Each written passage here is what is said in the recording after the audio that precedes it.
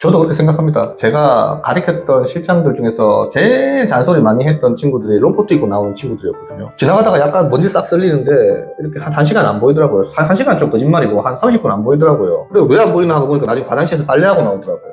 그래서 그게 복장에 따라서 사람이 원래 나쁜 사람은 아닌데 복장에 따라서 일할 준비가 되어 있냐 없냐 그 사람이 보인다고 생각을 하거든요. 그렇죠. 그래서 제가 생각할 때 사실은 평상시 실제로 있는 현장의 복장이 이것도 사실 약간 힘들거든요. 현장의 대표로 있는 그 실장 위치로 봤을 때는 참 이런 옷 입고 나가기도 사실 그렇게 쉬운 일이 아니에요. 위치로 보나 뭘로 보나. 그래서 참 용기가 있어 보입니다. 깔깔이 입고 돌아다니고. 안녕하세요. 조피디의 인테리어 TV입니다. 구독과 좋아요 부탁해요. 저 조피디가 영상을 제작하는데 큰 도움이 됩니다. 감사합니다. 공사 일정표를 짜잖아요. 네네. 뭐 인테리어를 하다 보면 공사 일정표를 이렇게 짤 때 짜고 나서 손님들한테 이제 공사 일정표를 주실 거 아닙니까? 네, 당연히. 그러면 본인이 공사 일정표를 짜고 공사를 했을 때 이 공사가 일정 안에 어긋난 적이 있습니까? 한 번도 없습니다. 한 번도 없어요? 네. 보통 이게 왜 아파트 공사도 준공 허가도 일반 인테리어업자도 마찬가지예요. 사람들이 제 날짜에 공사 끝내는 걸 보기 힘들다고 하거든요. 근데 네. 거짓말 안 하고 진짜로 자기가 저 공사 일정에서 어겨본 적이 없다. 예, 맞습니다. 저도 솔직히 지금까지 공사 일정 어겨본 적이 한 번도 없거든요. 뭐 누구와 약속을 하는 거에 대한 약속이 되게 중요하다고 생각하는 사람 중에 하나라서 부득이하게 내가 뭔가 늦어질 것 같거나 이럴 경우에는 그날 전에 얘기하는 게 아니라 한참 전부터 미리미리 얘기하는 편이라서 네네. 제가 지켜봐왔던 박 실장님께서도 그래요. 약속하게 되면 뭐 1시간 전에 먼저 가가지고 지도 다 그려놓고 위치 파악 다 해놓고 굳이 본인이 하게 될 공사가 아닌데도 미리 이렇게 숙제를 풀거나 준비하는 걸 내가 많이 봐왔거든요. 그거는 참 좋은 것 같습니다. 그리고 현장 엔지니어들, 뭐 우리 기술자들, 반장님들 계시잖아요. 네네. 이 반장님들하고 이렇게 현장에서 하다 보면 마찰이라든가 그분들이 뭔가 개선을 해줬으면 좋겠다. 일하는 사람과 일을 시키는 사람 입장과에서 얘기를 한번 해본다면 어떤 것들이 있을까요? 일단은 1차적으로 시공하시는 우리 반장님들 입장이랑 그 다음에 설계를 하는 입장이랑 많이 달라요. 일을 설계하는 거는 그림을 그리고 이렇게 하면 되겠다라고 해서 그렇게 말씀을 드려도 공법상으로 맞지 않을 경우도 있고 오히려 우리 반장님들이 더 쉽고 더 튼튼하게 만들 수 있는 방법을 알려주시는 경우도 있고 그러다 보니까 그런 부분은 좋은 점이죠. 근데 안 좋은 점은 우리 반장님들이 그냥 소위 말하는 저희가 노가다죠. 저도 역시나 노가다고 노가다 쪽이 고집이 너무 강해요. 그러다 보니까 자기가 알고 있는 것 외에 더 좀 업그레이드를 시킨다든지 공법을 변화를 시키면 잘 받아들이지 않으려고 하는 습관이 있어요. 그거를 바꾸는 게 힘들죠. 거기서 마찰이 많이 생기고. 도면하고 우리 그 3D 있잖아요. 네네. 도면하고 3D 같은 거 본인이 직접 그리세요? 네, 직접 그립니다. 본인이 직접 다 그리면 많이 힘드실 것 같은데 미팅하고 마케팅하고 손님 직접 만나서 컨설팅도 하고 도면도 견적서도 직접 하시고 3D도 직접 하시고 현장 관리도 직접 하시고 자재 관리도 직접 하신다 이런 거 맞으시죠? 네, 맞죠. 그렇게 혼자서 모든 걸 다 하다 보면 많이 힘들지 않습니까? 많이 힘들죠. 그러면 혼자서 하면 많이 힘든데 굳이 그렇게 해야 하는 이유가 있을까요? 1차적으로는 제 성격이 남한테 맡기는 걸 잘 믿지를 못해요. 뭐 믿으면 좋겠지만 뭐 세상에 믿을 사람이 없다고 생각을 하기 때문에 제가 믿는다는 사람한테 시공을 맡기고 뭐 AS가 나왔다. 그럼 누굴 탓하겠습니까? 탓할 사람이 없어요. 누굴 탓하고자 하는 건 아니지만 무조건 제 탓이기 때문에 제가 나가서 현장에서 제가 어떻게 어떤 구조로 만드는 건지 어떻게 된 건지를 확인을 하고 나서 AS가 나왔을 때 우리 점주님들, 고객님들한테 설명을 드릴 수 있기 때문에 그런 부분을 다 체크를 해야 되는 거죠. 그리고 제가 다 하는 부분이 있기 때문에 3D 같은 경우에도 외주를 주게 되면은 장당 얼마씩 외주를 줄 수는 있어요. 근데 그거를 과연 제가 다 부담을 할까요? 다 고객님들이 부담을 하는 거기 때문에 제가 그런 부분을 금액을 줄이기 위해서 3D도 제가 직접 그리고 움직이고 있는 거죠. 그래서 금액을 고객님들한테 실질적으로 청구될 금액을 낮춘다. 라고 생각을 하시면 될 것 같습니다. 인테리어는 너무 전문적이다 보니까 설계 디자인하는 사람, 자재 관리하는 사람, 뭐 그다음에 미팅하고 뭐 이렇게 마케팅하는 사람, 그다음에 사장 오너대로 역할이 이렇게 있어야 하는데 네네.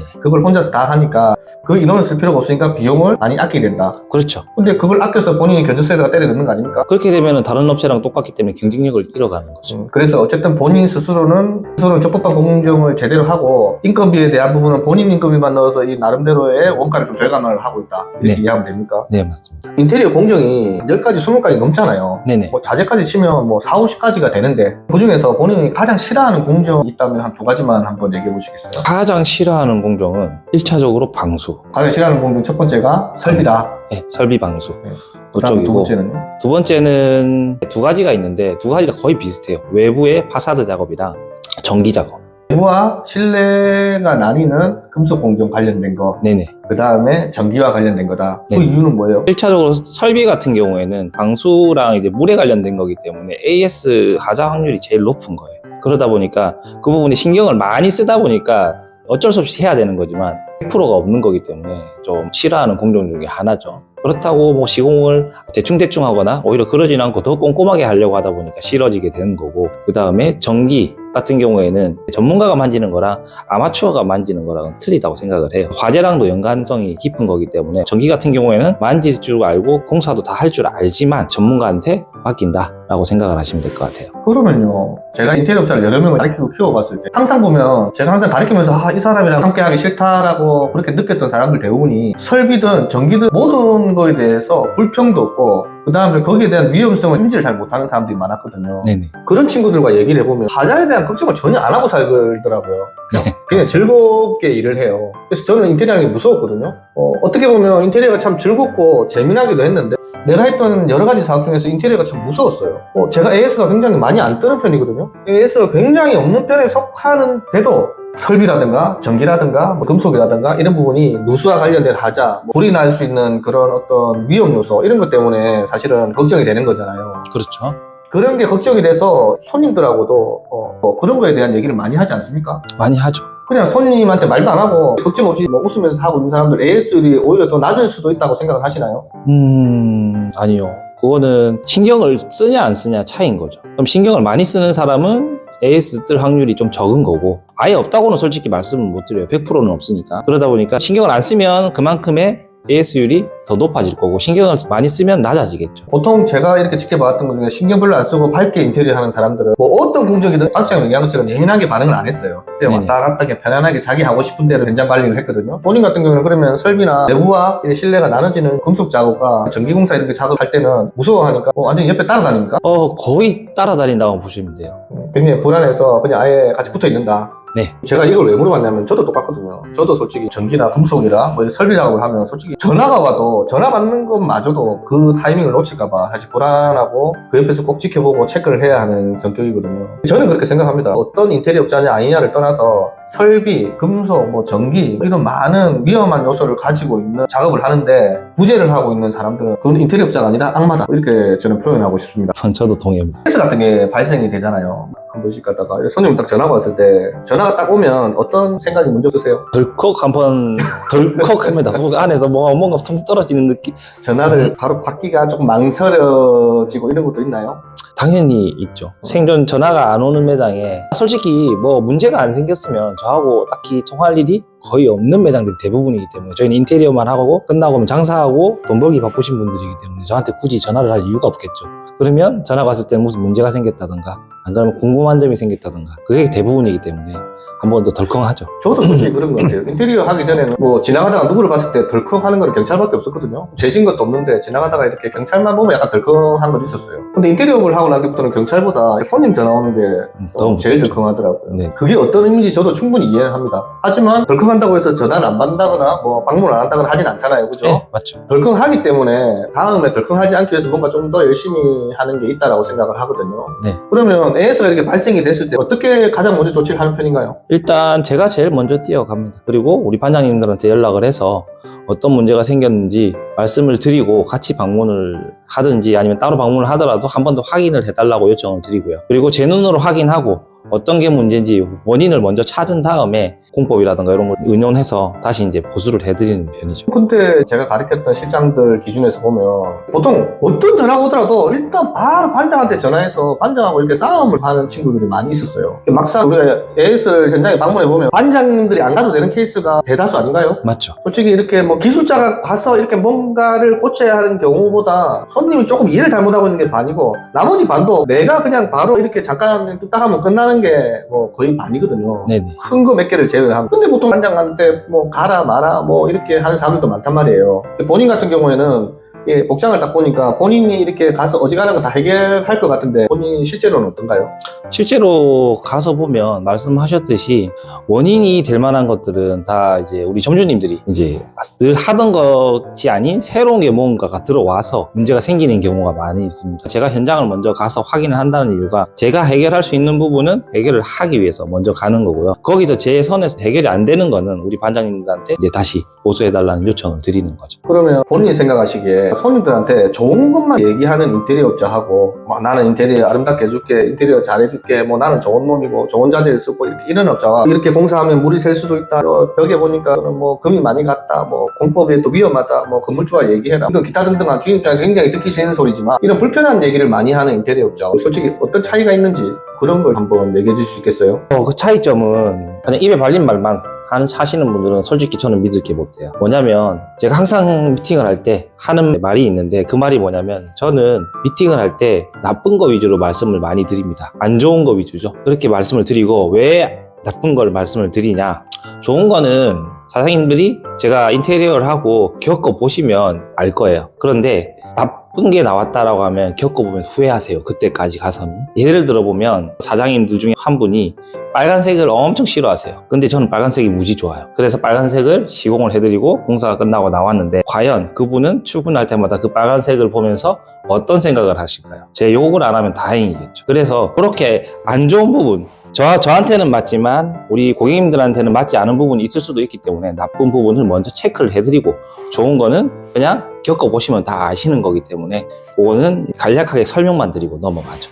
인테리어가 끝나고 나서 뭐 장단점이 있을 수가 있는데 어쨌든 본인은 인테리어 끝나고 나서 장점이 될 법한 것보다 단점이 될 법한 걸 먼저 어필하고 그 문제를 서로 좀 토론도 하고 얘기를 많이 하는 편이다. 네네, 이렇게 그렇죠. 이해하면 되겠죠. 네네. 그리고 다른 입자들이 이 방송을 본다라고 하면 손님인 것처럼 악플을 달거나 욕을 많이 할 수도 있는 그런 내용인데 현장에서 처음 공사 시작할 때부터 끝날 때까지 현장에서 관리 감독을 하는 게 중요하다. 저는 그렇게 생각을 하거든요. 맞죠. 그러면 본인은 현장에서 이렇게 공사가 시작이 되면 어느 정도 그 현장을 지키고 현장을 관리를 하는지 그런 걸 좀 알고 싶습니다. 저는 공사가 시작이 되면 사무실에는 거의가 아니죠. 아예 안 들어오죠.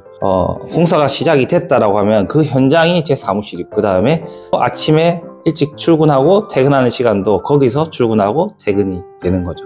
그러면 다른 인테리어 업자들은 아침에 이렇게 지나가다가 하면 들리고 사라지는 업체가 되게 많거든요. 네. 우리 신축 같은 거 공사를 쫙 하다 보면 이쪽에 A 인테리어 업체, 이쪽에 B 인테리어 업체, 이쪽에 C 인테리어 업체 많이 하잖아요. 네네. 그리고 항상 저만 서 있을 때가 많았거든요. 본인이 그렇게 현장에 안 서 있는 그런 인테리어 업체들을 딱 봤을 때 느껴지는 거나 혹은 그 주위 점주들, 오다를 낸 주인들이 본인한테 뭐 했던 말이나 이런 것 중에서 혹시 기억에 남는 게 있나요?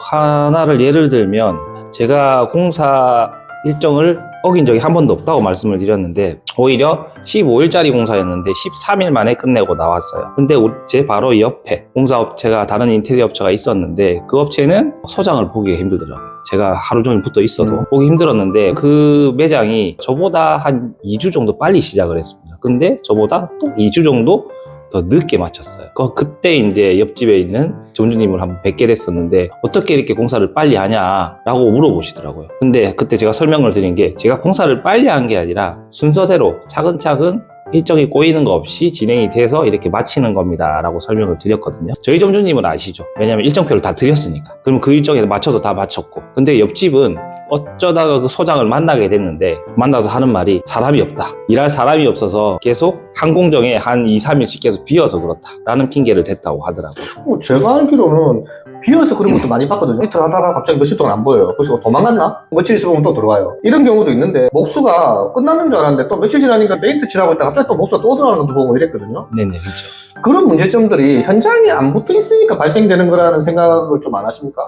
그것도 맞죠. 나는 항상 그런 생각이 들더라고요. 책임자가, 사장이, 대표가 그 현장에 사인을 하고 안 붙어 있으니까 뭐 공정이 계속 보이고 뭐 들어와야 되는 사람 오다도 똑바로 안 들어가 있고 뭐 이런 많은 문제로 인해서 들어갔다가 다시 또 들어가고 또 문제가 생기고 AS가 막 10개씩 늘어나고 막 이런 문제가 생긴다고 생각을 하거든요. 네네. 앞으로 인테리어를 계속 하는 동안에도 처음부터 끝까지 현장을 꿋하게 지킬 건가요? 네, 그거는 무조건 지켜야 되는. 솔직히 인테리어를 하는 동안에 현장 2개 동시에 해가지고 돈 2배로 벌겠다 이런 욕심을 가졌던 적이 없습니까? 많죠. 오히려 그런 생각을 하고 동시에 2개, 3개, 4개 이렇게 돌리다 보면 돈이 벌리겠다 라고 생각을 한 적도 있고 욕심도 났고요. 실제로 그렇게 보시는 분들도 있긴 합니다. 근데 성격상도 그렇고 또 제가 현장에 있어야 되는 이유가 분명히 저는 생각이 나고 있기 때문에 그걸 지키기 위해서 계속 붙어 있는 거죠. 마지막 질문이 현장을 지키느냐 안 지키느냐 이 문제였는데 저도 그렇게 생각하거든요. 인테리어 업체의 가장 중요한 역할은 사실 서리도 아니고 뭐 미팅도 아니고 견적서 작성하는 것도 아니고 뭐 인부 붙여주는 것도 아니라고 생각하고 가장 중요한 건 사실은 현장 관리 감독이 가장 중요한 거고 그것 때문에 돈을 받아야 되는 거라고 생각을 하거든요. 근데 그 일을 하지 않는 사람이 너무 많다면 그 일을 싹 빼고 그냥 나는 디자인 해줬고 인부 던져놨고 그러니까 나는 돈을 닦아먹겠다 이런 뭐 칼만 안 들이댔지 나쁜 마인드를 가진 사람들이 많다라고 생각을 하거든요. 본인도 지금 저하고 비슷하게 현장에 서 있는 게 좀 가장 중점적으로 업무 중에 하나로 생각하고 있는 것 같거든요. 그래서 제가 말씀드리고 싶은 분은 앞으로도 계속해서 처음부터 공사 끝날 때까지 현장에 집중을 해주시고 많이 나쁜 인테리어업자가 되지 않는 쪽으로 집중해 주시라 이렇게 부탁을 좀 드리고 싶습니다. 네, 그거는 당연히 지켜야 되는 거지만 저도 똑같이 생각을 하기 때문에 앞으로도 마찬가지 뭐 인테리어업을 그만두지 않는 이상은 제 사무실은 현장이라고 생각을 해주시면 좋겠습니다. 그럼 조망 디자인 곽금민 실장님께서 오늘 저희하고 이렇게 인터뷰가 끝이 났는데 제 채널에서 한마디 하고 싶은 게 있다라고 하면 마지막으로 한마디 해주시겠습니까? 마지막으로 하고 싶은 말은 사기꾼을 조심하자. 왜냐면 대표님께서도 말씀하신 것도 있지만 좋은 인테리어업자는 없습니다. 더 남기고 덜 남기는 인테리어업자가 있다고 저도 그 부분에 동의하기 때문에 많이 남기고 터무니없게 많은 금액을 청구하는 사람들이 이제 나쁜 거죠. 견적서 낼 때 제 인건비만 청구하는 것처럼 제가 제 수준에 맞게 청구하는 것처럼 그렇게 하는 사람들 만났으면 더 좋겠다는 입장이고 이 영상을 보시고도 나는 다 모르겠고 그냥 인테리어만 해줘 하신다라고 하시면 그거는 답은 없어요. 그런데 자기 매장을 만드는데 그냥 인테리어업자에 맡긴다. 그거는 저는 찬성을 하진 않아요. 그래서 발품도 팔아보시고 전화도 돌려보시고 인테리어업자 견적 보는 이유가 뭡니까? 견적서를 받아보길 원하는 거. 그다음에 견적 금액을 조금 낮출 수 있는 방법을 알기 위해서 보는 거잖아요. 그것처럼 다른 공정들도 조금씩은 움직여 보시는 걸 좀 권유를 드립니다. 이상입니다. 오늘은 제가 조망 디자인의 곽금민 실장을 불러서 이렇게 인터뷰를 한번 해봤습니다. 오늘 보고 계시는 여러분들에게 이 내용이 도움이 되었으면 하는 바람이 있고요. 오늘은 여기까지 하겠습니다. 감사합니다. 감사합니다.